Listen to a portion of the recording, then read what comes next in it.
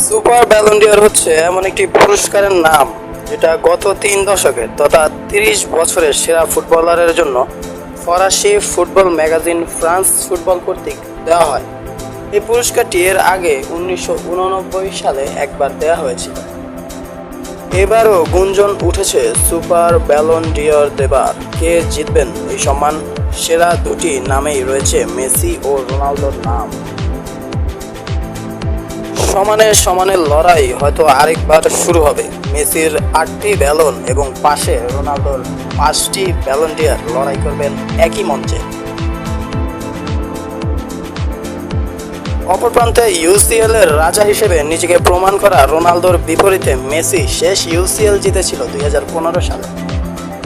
দুজনই যথাক্রমে বার্সা এবং রিয়ালের টপ স্কোরার, এক কথায় ক্লাবগুলোর ইতিহাস সেরা ফুটবলার।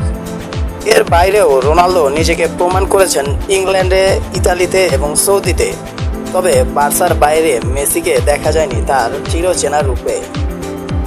জাতীয় দলের ট্রফি ক্যাবিনেটে মেসির রয়েছে বিশ্বকাপ ও 2টি কোপা আমেরিকার পাশে বানোয়াট ফিনালিসমা। বিশ্ব আসরে সেরা বনেছেন 2 বার। তবে পর্তুগালের হয়ে রোনালদো জিতেছেন 2টা নেশন লিগ এবং 1টি ইউরো, করেছেন সর্বোচ্চ আন্তর্জাতিক জয়ের রেকর্ড এবং হয়েছেন সর্বোচ্চ আন্তর্জাতিক গোলদাতাও। বর্তমান ফর্ম বিবেচনায় রোনালদো যেন এখনও ফর্মের তুঙ্গে, নিজের রেকর্ড নিজেই ভেঙে যাচ্ছেন নিয়ম করে। চলছেন 1000 গোলের মাইল ফলকের দিকে। ব্যক্তিগত অর্জন বিবেচনায় আনলে রোনালদো গড়েছে নিজেকে সুপার ব্যালন ডি'অরের জন্যই।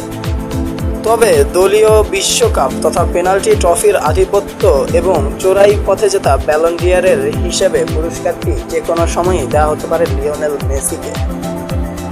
এবার